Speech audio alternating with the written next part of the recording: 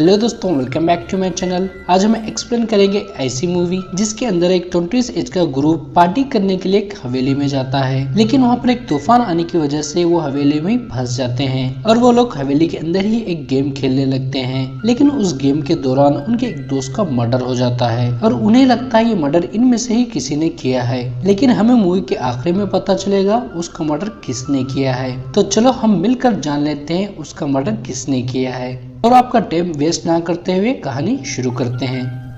Movie के शुरू में हम एक लेस्बियन कपल को देखते हैं। वो अपना रोमांस खत्म करके अपने दोस्तों के पास आने लगते हैं और हम देखते हैं यहाँ पर बी गलती से कार में लाइट ऑन ही रख देती है और यहाँ से वो अंदर जाते हैं और हम वहाँ पर देखते हैं डेविड को, जिसके बाप का ये घर है और ये डेविड की गर्लफ्रेंड एमा है और ये एक एक्ट्रेस होती है और ये जॉर्डन है और ये एलाइस और इसका बॉयफ्रेंड ग्रेग है। और ये सब सोफी को देखकर हैरान होते हैं क्योंकि उन्हें नहीं लगता था सोफी यहाँ पर आएगी। तो वो उन्हें बताती है, मैंने तुम लोगों को बताया था ना मैं यहाँ पर आ रही हूँ। और यहाँ पर ये बात कर रहे होते हैं, इतने में यहाँ पर एलाइस एक शैंपेन लेकर आती है और ग्रेग उस शैंपेन को एक तलवार से खोलता है। ये देखकर वो सब उससे बहुत इम्प्रेस होते हैं। यहाँ पर वो शैंपेन को वो पीने लगते हैं और सोफी को भी पीने को कहते हैं, लेकिन सोफी उन्हें मना करती है और बोलती है मैंने पीना छोड़ दिया है। इतने में यहाँ पर बारिश होने लगती है तो ये सब अंदर चले जाते हैं और अंदर जाकर बी घर को देखने लगती है तो उसके पास जॉर्डन आती है और वो बी को सोफी से सतर्क रहने को कहती है। ये सुनकर बी को अजीब लगता है लेकिन वो उसे ठीक है बोलती है। और अब हम देखते हैं सोफी और डेविड को। डेविड सोफी से नाराज होता है क्योंकि वो उसे बिना बताए यहाँ पर बी को लाती है और हमें यहाँ पर पता चलता है बी और गैरिक इनके पुराने दोस्त नहीं हैं और यहाँ पे बी सिर्फ सोफी की गर्लफ्रेंड होने की वजह से यहाँ होती है और गैरिक एलाइस का बॉयफ्रेंड होने की वजह से यहाँ पर होता है। और हम यहाँ पर देखते हैं डेविड को गैरिक पसंद नहीं है तो सोफी उसे बोलती है तुझे गैरिक पसंद क्यों नहीं है, तो वो उसे बोलता है ऐसा कुछ भी नहीं है। और अब हम जॉर्डन और उन सबको देखते हैं, वो सब मिलकर टिकटॉक का वीडियो बना रहे होते हैं और टिकटॉक का वीडियो बनाने के बाद जॉर्डन बी से पूछती है तुम और सोफी कितने समय से साथ हो, तो वो बोलती है कुछ हफ्तों से। और यहाँ पर वो केक खा रही होती है तो एमा उसे बताती है तुम्हें पता है ना जो तुम खा रही हो उसके अंदर गांजा है। ये सुनकर बी शॉक होती है और हम यहाँ पर उनकी पार्टी शुरू होती है और सब पीते खाते डांस कर रहे होते हैं और बी नशे में नाचते हुए गिरी के पास जाने लगती है। ये बात सोफी को पसंद नहीं आती तो वो सबका डांस रोक देती है और सबको बोलती है हम एक गेम खेलेंगे जिसका नाम है बॉडीज बॉडीज बॉडीज। और इस गेम के रूल्स होते हैं चीट्स पर स्पेलिंग लिखकर सबको दिया जाएगा और जिस पर्सन को एक्स की चीट मिलेगी वो किसी भी पर्सन की पीठ पर हाथ मारेगा और वो जिस पर हाथ मारता है उसे मरने की एक्टिंग करनी होगी और पहले उसकी बॉडी को जो भी देखेगा उसे चिल्लाना होगा बॉडीज बॉडीज बॉडीज। और सबको पता लगाना होगा एक्स की चीट किसको मिली है और मर्डरर कौन है और जिसके पास भी एक्स की चीट होगी वो किसी को भी नहीं बताएगा। और ये पूरा गेम अंधेरे में होगा, मतलब जैसे ही गेम चालू होगा पूरी लाइट बंद कर दी जाएगी। ठीक है ना, समझ में आ गया आप सबको? समझ में आ गया है तो आप इस गेम को अपने घर पर भी खेल सकते हैं, लेकिन नहीं खेलना क्योंकि आपको आगे की स्टोरी में पता चलेगा। और यहाँ पर अब गेम चालू होता है। ये गेम को शुरू करने से पहले ये ड्रिंक पीकर बारी बारी एक दूसरे को थप्पड़ मारते हैं, लेकिन यहाँ पर बी डेविड को स्लो थप्पड़ मारती है तो डेविड गिरी को थप्पड़ मारकर बताता है थप्पड़ कैसे मारते हैं। इस बात से गिरिक नाराज होकर यहाँ से उठ जाता है लेकिन गेम खेलता है। और अब सब लाइट बंद हो जाती है और गेम चालू होता है और काफी देर के बाद उन्हें गिरिक की डेड बॉडी मिलती है और अब ये सब गेस करने लगते हैं कातिल कौन है, लेकिन यहाँ पर वो देखते हैं गिरिक उठ ही नहीं रहा। ये देखकर सब हैरान होते हैं और एलाइस उसे चीखे मारकर उठाने लगती है और वो थोड़ी देर के बाद उठ जाता है, वो एक्टिंग कर रहा होता है। ये देखकर सबकी सांस में सांस आती है और अब यहाँ पर डेविड गिरिक से मजाक करने लगता है, लेकिन गिरिक को उसका मजाक पसंद नहीं आता तो वो उन सबको मैं अब थक गया हूँ और सोने जा रहा हूँ बोलकर यहाँ से चला जाता है। और उसके जाने के बाद यहाँ पर बातों ही बातों में एलाइस डेविड और इमा के सेक्स लाइफ के बारे में बात करती है और यहाँ पर उसे पता चलता है इमा उनकी पर्सनल बातें सबसे शेयर करती है जो डेविड को अच्छा नहीं लगता, जिसकी वजह से वो उसके ऊपर भड़क जाता है और यहाँ से गुस्से से चला जाता है। ये देखकर सब हैरान होते हैं और उसके जाने के बाद इमा को सब समझाते हैं और फिर से गेम शुरू करते हैं। लेकिन यहाँ पर अचानक घर की सारी लाइटें चली जाती है।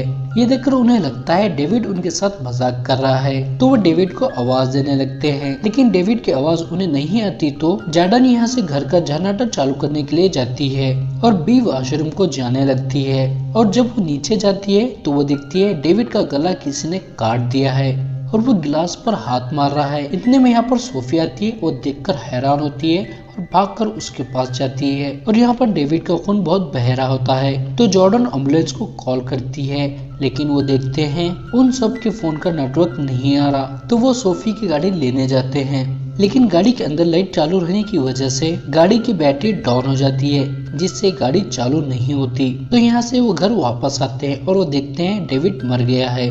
और यहाँ पर जॉर्डन तलवार को ले आती है और उन्हें बोलती है ये मुझे बाहर मिली, इस पर खून लगने से मैं इसे अंदर लेकर आई हूँ।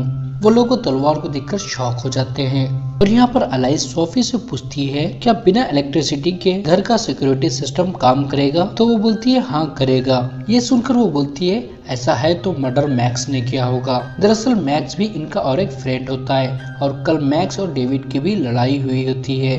लेकिन यहाँ पर जॉर्डन बोलती है वो ऐसा नहीं कर सकता क्योंकि वो हमारा दोस्त है। उससे पूछती है ग्रीक कहाँ है, क्योंकि उसे लगता है ये मर्डर ग्रीक ने किया है। तो अलाइस उसे बोलती है वो ऐसा नहीं कर सकता क्योंकि वो बहुत अच्छा आदमी है। तो उसे जॉर्डन पूछती है तुझे गिरी के साथ रहते हुए कितना टाइम हो गया और तू गिरी के बारे में क्या जानती है? लेकिन यहाँ पर अलाइस को गिरी के बारे में कुछ भी पता नहीं होता। तो उन्हें कंफर्म हो जाता है गिरी ने ही डेविड का मर्डर किया है, क्योंकि थोड़ी देर पहले ही डेविड ने गिरी का मजाक उड़ाया था और उसके साथ बदतमीजी की थी। और अब वो लोग यहाँ से उसके कमरे में जाते हैं उसे देखने के लिए, पर वो अपने कमरे में नहीं होता और उसके कमरे में उन्हें एक बैग मिलता है और उसमें चाकू और बहुत सारा सामान था और एक मैप में इस घर का नक्शा था जिस पर सर्कल बनाया गया था। ये देखकर वो समझ जाते हैं मर्डर गिरिक ने ही किया है और उसे ढूंढने लगते हैं। तो वो उन्हें एक मास्क पहनकर एक रूम में सोया हुआ मिलता है। तो ये लोग अब उसके पास जाते हैं और उसे उठाते हैं। इन सबको ऐसे देखकर वो चौंक जाता है। तो वो उन्हें पूछता है क्या बात है, तुमने गेम को अभी बंद नहीं किया? तो वो लोग इसका ये जवाब नहीं देते और उससे पूछते हैं तुमने डेविड को क्यों मारा? ये सुनकर वो हैरान होता है और उनसे पूछता है क्या डेविड मर गया है? तो वो बोलते हैं हाँ मर गया है और उसे तुमने मारा है।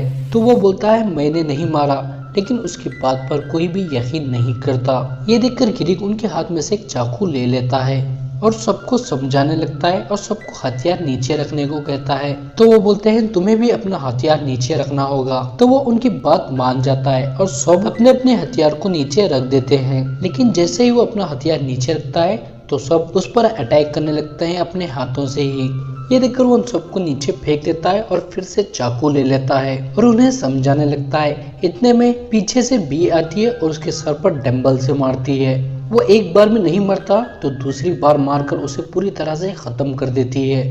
ये देखकर अलाइस उन्हें बोलती है तुम लोगों ने अच्छा नहीं किया, ये खूनी नहीं हो सकता। तो जॉर्डन उसे बोलती है हम में से सिर्फ यही था जो मर्डर कर सकता था और ये बहुत तेज था और ये मिलिट्री में भी था। तो एलाइस उसे बोलती है ये मिलिट्री में एक वेटनेरियन डॉक्टर था और कुछ नहीं, लेकिन अब ये लोग वो क्या कर सकते थे, अब तो वो मारा गया था। और यहाँ से बी अपने कपड़े चेंज करने जाती है और आगे हम देखते हैं सोफी जाकर कुछ ढूंढने लगती है। तो उसे एक बॉल में ड्रग्स की गोलियां मिलती है तो वो उनमें से खा लेती है और उनमें से कुछ वो एमा को भी देती है। और यहाँ पर अब बहुत देर हो जाती है और एलाइस को एमा कहाँ पर भी नहीं दिख रही होती। तो वो उसे घर पर ढूंढने लगती है और उसे उसकी डेड बॉडी मिलती है। ये देखकर वो डर जाती है और चिल्लाने लगती है। उसकी आवाजें सुनकर सब यहाँ पर आ जाते हैं और उन्हें लगता है ईमा को सीढ़ियों से किसी ने धक्का दिया है जिसकी वजह से वो नीचे गिरकर मारी गई। ये देखकर एलाइस अब सबको बोलने लगती है मैंने कहा था गिरी खूनी नहीं हो सकता। तो वो उसे सब शांत करते हैं और यहाँ पर एलाइस नोटिस करती है इन सब की मौतें इनके गेम के पैटर्न जैसी हो रही है। इसका मतलब है कोई इनके साथ बॉडीज गेम खेल रहा है। और यहाँ पर वो बी को देखते हैं, वो इतनी टेंशन के माहौल में मेकअप कर आई होती है। ये देखकर सब हैरान होते हैं और यहाँ पर एलाइस उस पर शक करने लगती है और जॉर्डन उसे बोलती है मैंने गूगल पर सर्च किया है, तुमने हमसे जो भी कहा है वो सब झूठ है। और यहाँ पर इन सब को लगता है इन सारे खून के पीछे बी का हाथ है। तो एलाइस उसे घर से बाहर निकाल देती है और उसे अंदर आने नहीं देती। और यहाँ पर अब बहुत बारिश हो रही होती है तो बी यहाँ से भागकर गाड़ी में जाती है और वो गाड़ी में बैठकर अपने भीगे हुए कपड़ों को चेंज करने लगती है और वहाँ पर गाड़ी में उसे जॉर्डन की ब्रा दिखती है। तो अब उसे लगता है ये सब फोन के पीछे जॉर्डन का हाथ है और वो अब कार में से घर के पास वापस आती है और वो देखती है जॉर्डन के पास गन है। ये देखकर वो सीधा एक रास्ते से घर के अंदर चली जाती है और वो सोफी को बताती है जॉर्डन के पास गन है, लेकिन यहाँ पर जॉर्डन उसे मना करती है। तो बी उसे अपने पॉकेट्स दिखाने को कहती है और वो उसकी बात मानकर जब पॉकेट दिखाती है तो उसके पॉकेट में गन नहीं होती, पर उसके पास एक्स की चीट होती है, मतलब गेम में खूनी वही थी। ये देखकर एलाइज शॉक होती है। ये देखकर जॉर्डन उसे बोलती है मैं गेम में खूनी थी, असली में नहीं। और वो बी को पूछती है तुम घर में कैसे आई? तो वो उसे बोलती है तुम ये सब छोड़ो और बताओ गन कहाँ पर है, और बोलती है तुमने ही सबको मारा है ना। ये सुनकर जॉर्डन बौखला जाती है और वो बोलती है मैं क्यों मारूंगी, वो मेरे दोस्त थे। और वो उसे बोलती है तू एक नंबर की झूठी है, तूने सोफी को भी झूठ बोला था अपने बारे में। ये सुनकर बी अब सोफी को अपनी पूरी सच्चाई बता देती है, जाने दो वो इतना इम्पोर्टेंट नहीं है। और वो बोलती है मैंने तुम्हें इसलिए नहीं बताया ताकि तुम मुझे पसंद करो। ये सुनकर सोफी इमोशनल हो जाती है और उसे अपने गले से लगा लेती है।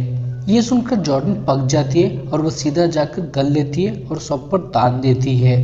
और यहाँ पर अब सोफी और जॉर्डन में लड़ाई होने लगती है, मतलब हाथापाई नहीं, सिर्फ बातों से। और हमें यहाँ पर पता चलता है सोफी और जॉर्डन पहले रिलेशन में थे, लेकिन यहाँ पर सोफी उसे इनकार करती है। तो जॉर्डन बी को उन दोनों के बीच के मैसेज देखने को कहती है और अब यहाँ पर वो अपने आप को बचाने के लिए इन दोनों में लड़ाई लगा देती है और सोफी को बोलती है एक्चुअली तो अलाइज से जलती है और उसके पीठ पीछे उसकी बुराई करती है। ये सुनकर अब अलाइज जॉर्डन से लड़ने लगती है और उसकी पर्सनल लाइफ के बारे में उसे बुरा भला बोलने लगती है। ये देखकर जॉर्डन को उस पर गुस्सा आता है तो वो उसके पैर पर गोली मारती है। ये देखकर सब डर जाते हैं और अब उसके पास से गन लेने लगते हैं, लेकिन वो उन्हें गन नहीं देती तो सब छीनने लगते हैं, जिसमें गोली चल जाती है और वो गोली जाकर अलाइज को लगती है, जिसकी वजह से अलाइज मर जाती है। ये देखकर सब शॉक होते हैं और यहाँ पर जॉर्डन बोलती है ये मैंने जानबूझकर नहीं किया। तो सोफी उसे बोलती है हाँ ठीक है, हमें पता है तूने जानबूझकर नहीं किया।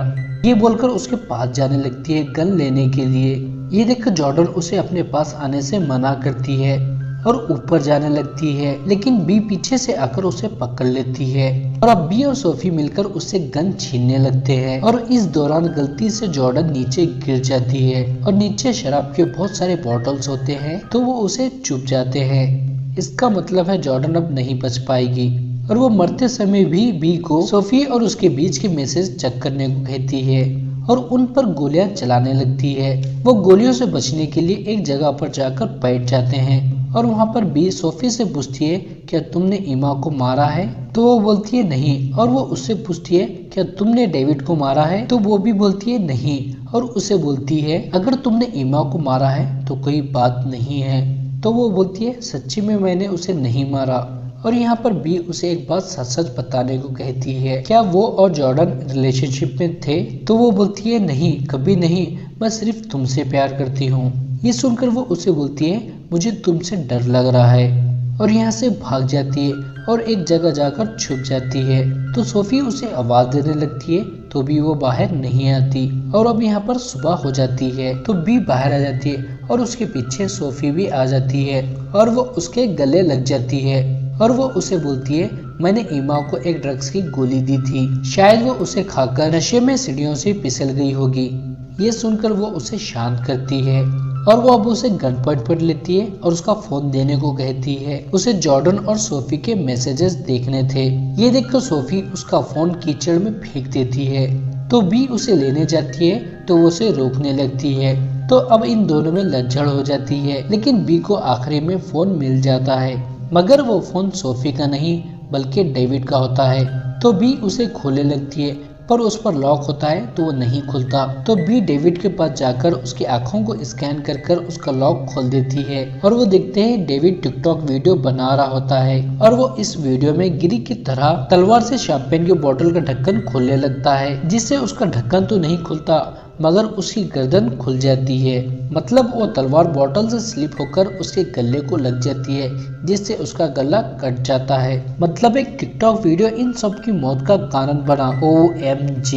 अब आप सबको पता चल गया होगा किलर कौन था। नहीं तो बता दूं, किलर टिकटॉक का वीडियो था। छोड़ो, अब स्टोरी कंटिन्यू करते हैं। ये देखकर ये दोनों हैरान होते हैं और वो समझ जाते हैं इनसे बहुत बड़ी गलती हो गई है। और इतने में यहाँ पर मैक्स आता है और उनसे पूछता है क्या हुआ। तो वो बोलते हैं गेम ओवर, और ये पिक्चर यहाँ पर खत्म हो जाती है।